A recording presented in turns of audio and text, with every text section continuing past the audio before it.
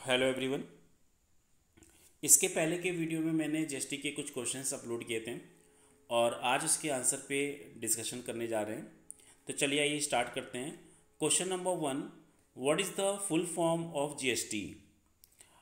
आपके पास 4 option given है। Option A goods and supply tax, goods and service tax, general sales tax and government sales tax.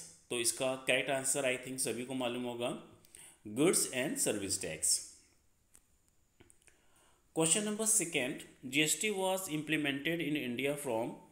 इसका option given आपके पास। Option number 1, 1 जनवरी 2017, 1 अप्रैल 2017, 1 मार्च 2017 एंड डी ऑप्शन 1 जुलाई 2017।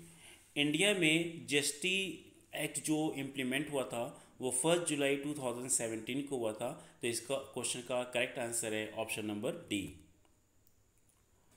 Question number 3.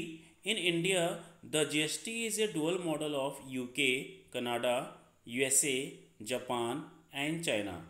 तो जीएसटी का जो मॉडल अडॉप्ट किया गया है वो कनाडा से अडॉप्ट किया गया है। तो इसका क्वेश्चन नंबर 3 का करेक्ट आंसर है ऑप्शन नंबर बी, कनाडा।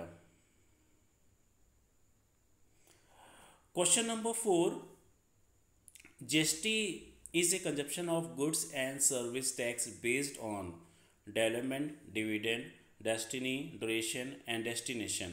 तो बेसिकली जीएसटी का जो टैक्स का पोर्शन होता है कि टैक्स जो चार्ज किया जाता है वो डिपेंड करता है कि गुड्स का जो फ्लो हो रहा है उसका डेस्टिनेशन क्या है।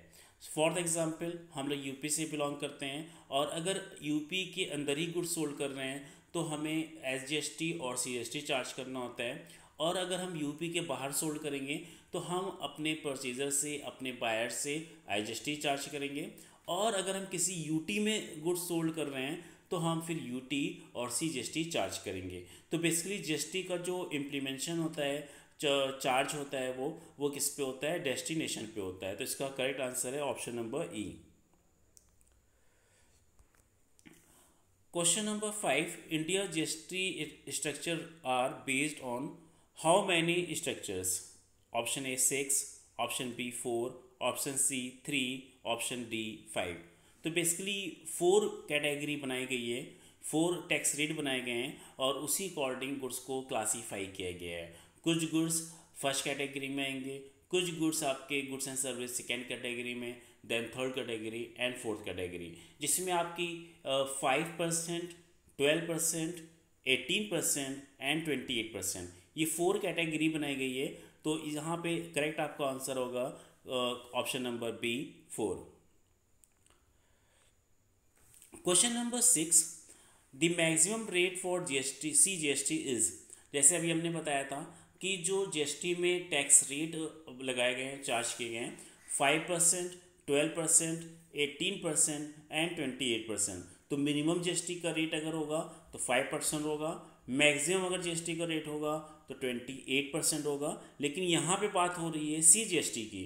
तो अगर हम विद इन स्टेट सोल्ड करते हैं और 28% जीएसटी रेट है मैक्सिमम, तो इसका हाफ 50% मीन्स 14% हम सीजीएसटी के नाम से चार्ज करेंगे और 14% हम एसजीएसटी के नाम से चार्ज करेंगे।